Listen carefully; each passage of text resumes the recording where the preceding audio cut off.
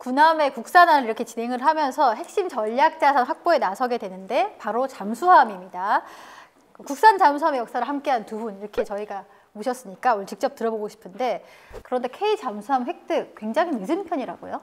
북한보다 우리가 잠수함 30년 늦게 가졌어요. 북한은 6.25 전쟁이 끝나고 나서 김일성이가 분석하면서 잠수함만 있었으면 인선 상륙 작전을 허락 안 했을 건데, 연합군이 못 들어오겠을 건데 부산 앞에서 다 막아가지고, 그래가지고 전쟁 끝나자마자 잠수함을 빨리 가져라 그래가지고 우리보다 30년 먼저인 63년도에 또 잠수함을 갖기 시작했어요. 우리도 그래서 빨리 가지려고 했죠. 저 사관학교 졸업하니까 그때 막 잠수함 잡는 연습 훈련하고 그랬단 말이에요. 우리 가지려고 했는데 미국에서 야, 우리가 다 해주는데 뭐 필요해. 그러다가 우리가 아주 가지려고 열망이 심하니까, 그러면 우리 거 디젤 잠수함 그거 뭐 다터 그때 2~3천 톤 됐어요. 그걸 가져가라, 사가라는. 그건 오래된 거예요. 오래된 거. 2차 대전 쓰던 건데 단종됐단 말이에요. 부품 이런 것들. 이거 불합리하다. 이거 가지고 골치 아프다. 애물단지다. 그래가지고 서핑을 했죠. 그래가지고 이제 뭐 독일, 프랑스, 이태리 잠수함 3개를 가지고 이제 강력하게 이제 그 경쟁을 시켰죠. 그래서 그때 당시에 독일의 20급 1200톤짜리 잠수함이 11개국에 42척이 팔렸어요. 그래서 그것이 가장 프로분된 잠수함이다. 그래서 그쪽으로 이제 갖게 됐고, 첫 번째 배는 독일에 가서 OJT 언더잡 트레이닝 해가지고 승조원, 그다음에 여기 이제 같이 가서 기술을 전수받았죠. 첫 번째 배는 거기서 건조하는 걸 다 봤어요. 현장 가서 우리도 보고 건조하는 사람도 보고. 그다음에 두 번째 배부터는 머터리얼 패키지 재료를 다 사다가 대우조선에 향해서 8척을 조립 생산했죠.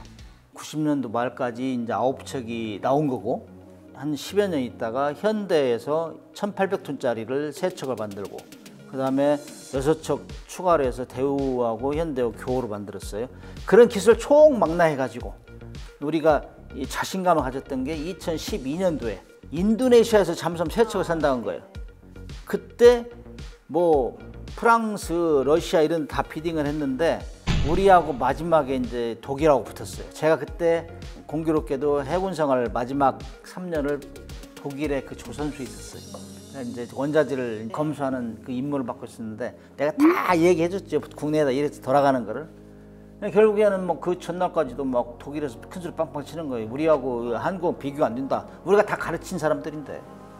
근데 하루 만에 뒤집어진 거예요. 그래가지고 독일에서 완전히 불나가지고 EU에서도 조사했어요. EU 왜 졌어? 우리가 이렇게 다 기술 전수해줬는데.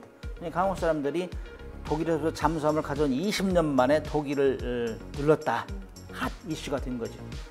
그렇게 하고 나서 그 이후에 또 한 10여 년 지나서는 지금 세계 최고의 잠수함 도산 안창호 3,000톤을 만들어냈어요. 우리 독자적으로. 세계 최고라고 하십니까? 네, 나는 자부심해. 이건 누가 어떤 사람들이 국뽕이라고 얘기하는 사람이 있는데 난 팩트를 가지고 얘기하니까. 그래서 여러 군데 얘기하고 근거도 할 수 있는데 그거 하려면 한 시간 더 해야 돼요. 일단 최고 잠수함이다.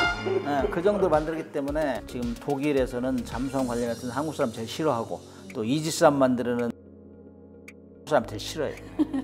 물론 그 독일 잠수함 기술이라는 게 정말 대단히 인정하고, 저도 지금 이렇게 시간이 나가지고 독일 잠수함에 대한 자료를 보면은 굉장히 어떤 그 기술 자료들이 디테일하게 굉장히 잘 만들어져 있어요. 보면은 물론 이제 그런 기술을 기반으로 이렇게 우리가 용 잠수함을 건조했지만은 정말 성공적으로 우리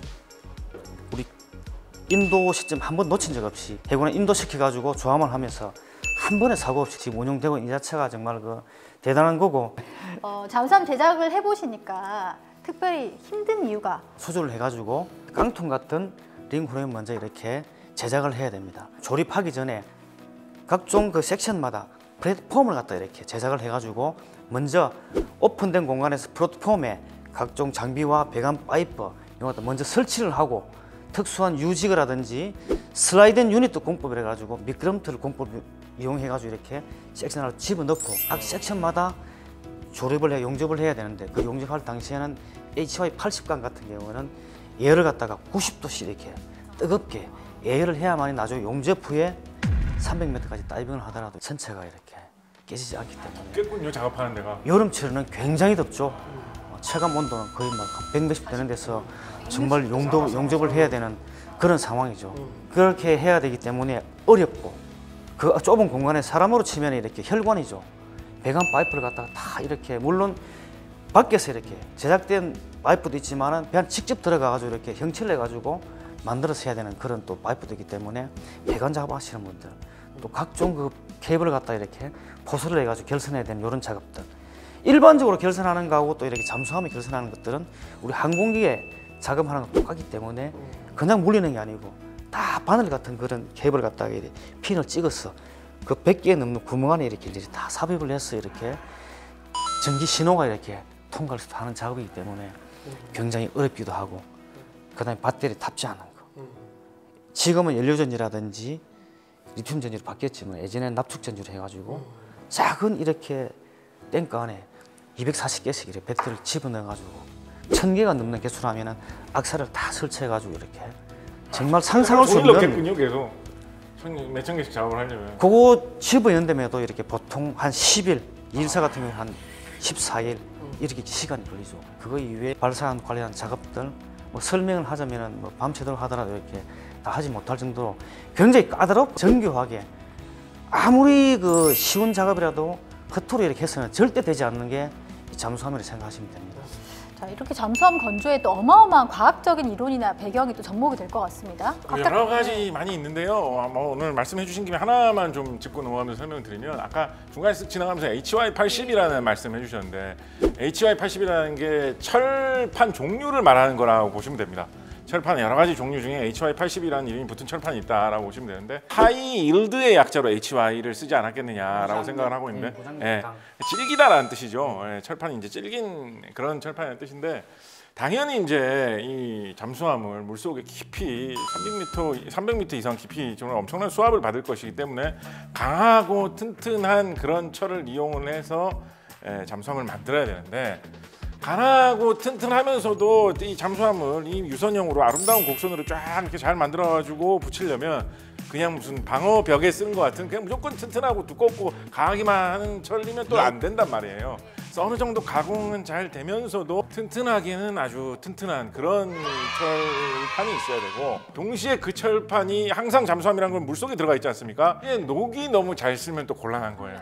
가능하면 최대한 또 녹이 안 슬게 되는 그런 뭔가 모든 어떤 조치가 취해져야 됩니다. 그래서 그런 정도의 철판을 대량으로 구해서 큰 잠수함을 이제 만들어야 된다라는 게 사실은 상당히 기술 집약적인 그런 산업이라는 뜻인데요. 그래서 이게 가만히 산업적으로 보면 재밌는 게 뭐냐면, 세계 어느 나라든지 간에 보면 이 배 만드는 산업, 조선업이 잘 되는 나라들은 주로 조선업하고 자동차 산업하고 철강 산업하고 다 같이 잘 되면서 같이 가는 경향이 있습니다.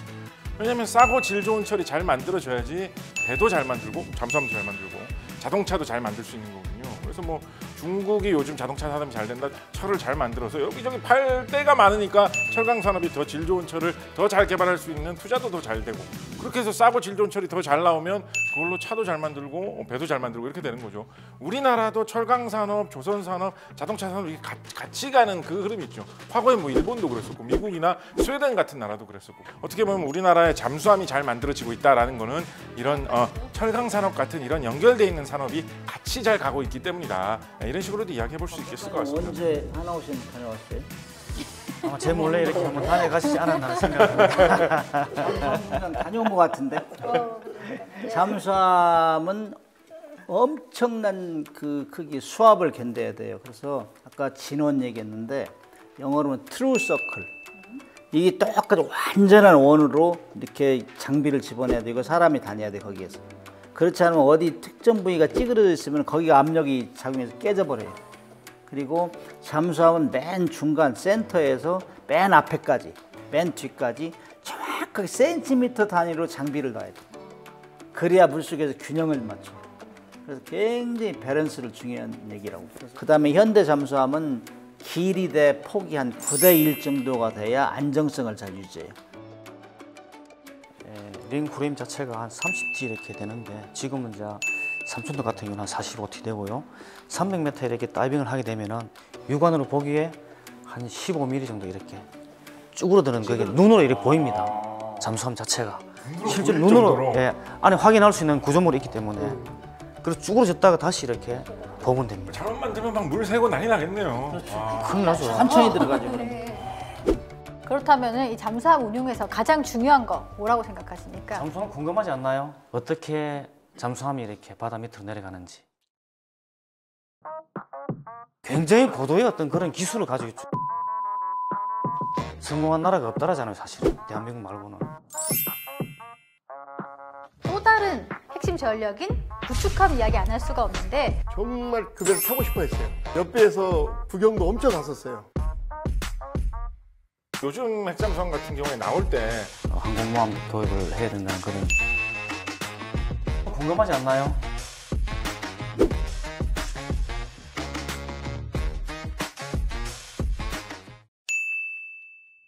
그래서 옛날에 독일에 가서 교육받을 때 교관이 속이는 그런 얘기를 하던데 배는 이렇게 항해하다가 이제 파도가 치면 기울어요. 그러면 기울으면 다시 원래대로 가려고 하는 성격을 복원력 그러거든. 근데 뭐 배가 수상하면 가다가 한 90도 정도 집어주면 뒤집어진단 말이에요. 90도 이상 되면은. 근데 그 사람이 얘기하는데 잠수함은 너무 정교하게 했기 때문에 이게 180도 뒤집어져도 고기가 와서 딱 치기만 하면 원래 돌아간다. 오뚜기처럼. 그 정도로 정교하게 만들었네. 그래서 잠수함이 어려워요.